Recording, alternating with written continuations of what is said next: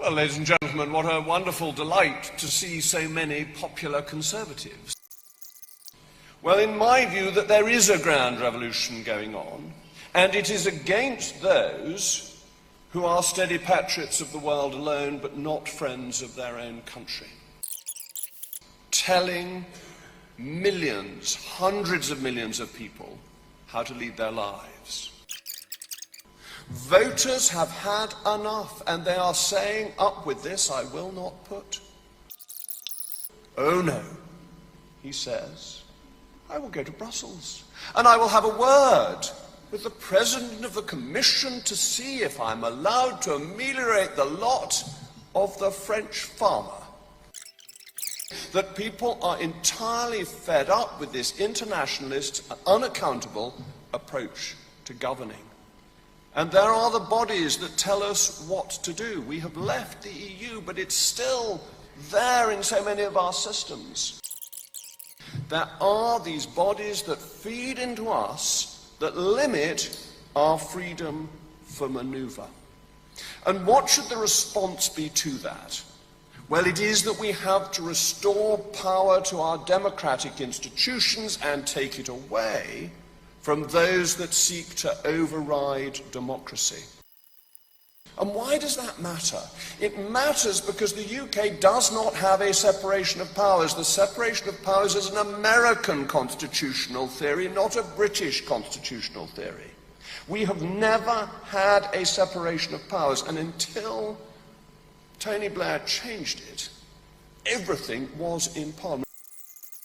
And that is why in the United States you have a system where the highest decisions of politics are not made by the elected, but are made by the judges. It is the greatest weakness of an otherwise beautiful constitution.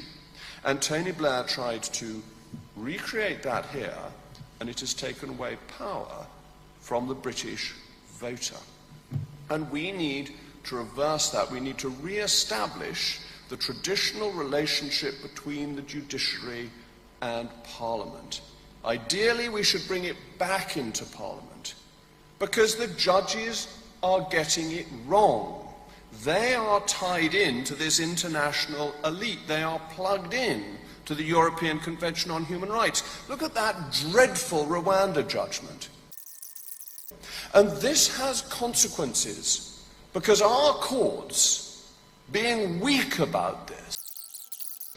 But we don't want people to say that they are Christian, just say that they can stay in this country when they ought to be removed, and we don't want gullible judges believing them because of human rights.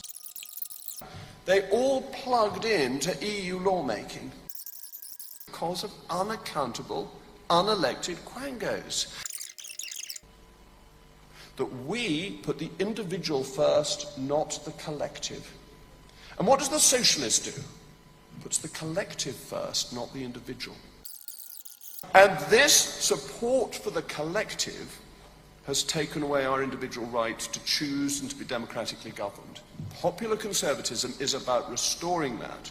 And when you hear more about policies, it will all come from that. How do we make people better off? How do we give them more say over their lives? How do we allow this country to be properly run and raise the standard of living for all our voters? By giving them freedom over their lives and taking it away from the unaccountable, the faceless, the bureaucrat, and the pious platitudes of pompous politicians which have been running this country for too long. Popular conservatism is the answer. Click here for Rishi Sunak's petrol station nightmare.